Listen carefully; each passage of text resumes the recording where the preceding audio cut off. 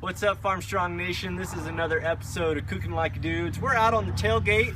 I got my corn. We're making corn relish today. So my job first thing is to shuck some corn. And my first job, we saw in my little teaser video, was to pick some corn. Now I'm shucking it. So we're going to make about 18 ears to make the pot. And my corn, turned out pretty good. I got some fairly large ears, and we're going to do about 18 of them. And that should give us enough to make a good pot of corn relish. So give me a little bit to do this, and then we'll go inside and we'll figure the rest out from there. So I'll talk to you later.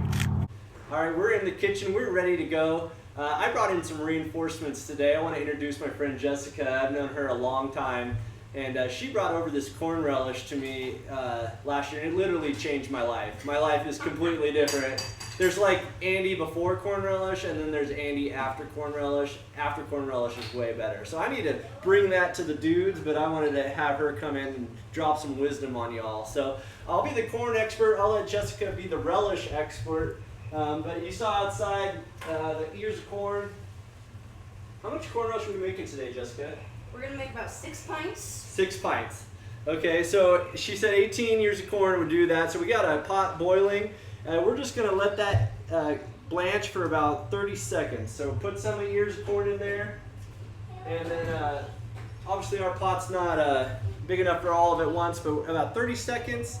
We're going to take it out, and we got some cold water. We're going to put it in. So 30 seconds in, and then right to the cold water. Jessica brought these canning things. We're going to use those as tools to put them in the cold water. But after that, we'll get all of our 18 ears done, and our corn will be processed. We'll start making the relish. All right, so we got all our corn boiled and blanched. So if you guys can see, we got it in a bunch of ice water.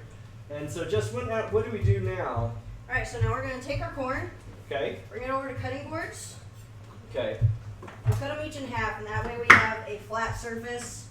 And we want to cut way harder than it should have been. Okay. We're going to cut down along so that we take the kernels off, and we're going to save those kernels because, it's the main part of our corn relish. We're going to cut down and get the kernels off the corn.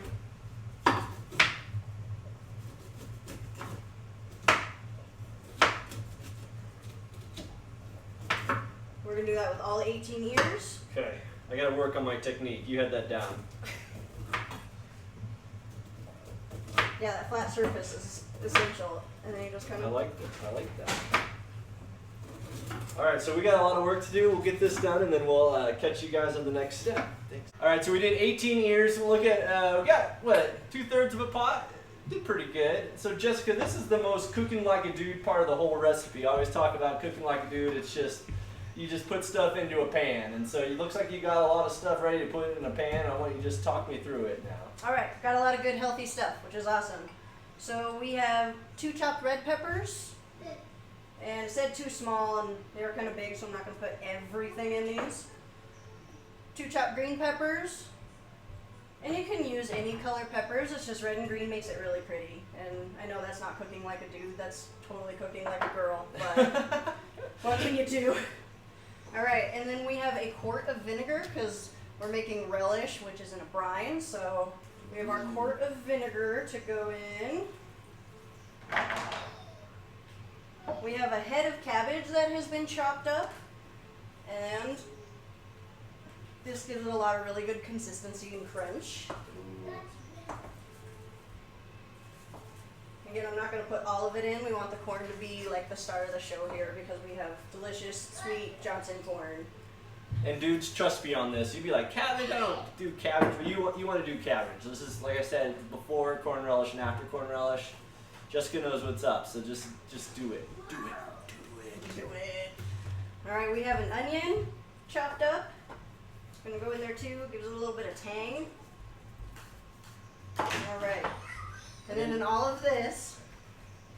What is this, Jess? All right, this is our spice mix. Okay. It is about a tablespoon of salt, turmeric, mustard powder, mustard seeds, and celery seeds. So that all gets mixed in, put in there. So my dudes, they're like, they might be checked out. They're like, that might be too hard. Could they substitute, or should they figure that out? Is it that hard, or? It's really not, because it's a tablespoon of each, which makes it pretty easy. Alright, dude, you can It have might that. be spices you haven't heard of, but just trust us, it's gonna taste so good. Like Cool. the mustard seeds are really fun, and the celery seeds it adds like a really good, like almost dill flavor. And then turmeric is one of the best things for you probably on the earth. Awesome. So you want turmeric in everything you eat. Okay. Alright, and then the not so good part for you. Here's our cup of sugar. The recipe calls for 1 to 2 cups, but we're healthy here, so we're just gonna go 1. Okay. That helps bring all the flavors together, and then we're gonna refill this cup with water, and do a cup of water as well, and then that's gonna go on the burner, and that's gonna simmer for 20 minutes. And we're gonna stir all that stuff in together, and we're gonna get it mixed together real well so that we can then put it in our canning jars and start the canning process.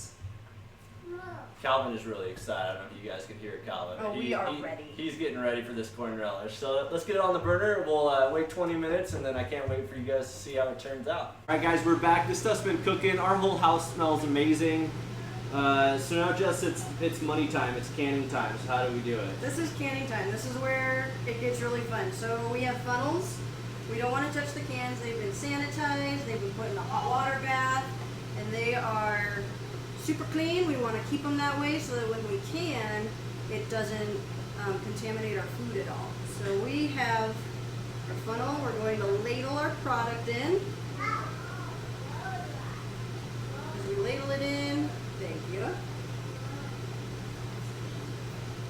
That helps keep the mess up, huh? Because I would just slop it in. I'd get maybe 2/3 of it in and 1/3 on the floor, probably. Yeah, and we have been having adventures all day with turmeric and how much it stains, so just be aware of that when you're doing this. Put turmeric in your belly, not on your clothes, we found out. And we're gonna kind of tap it in, tap it down. We want to come within 1/4 inch of the top with this. That's We pretty want- full. Yeah, we want some of the liquid so that it gets that good briny taste in there. Briny, that is a word that dudes don't Briny. use very often. Alright, dudes.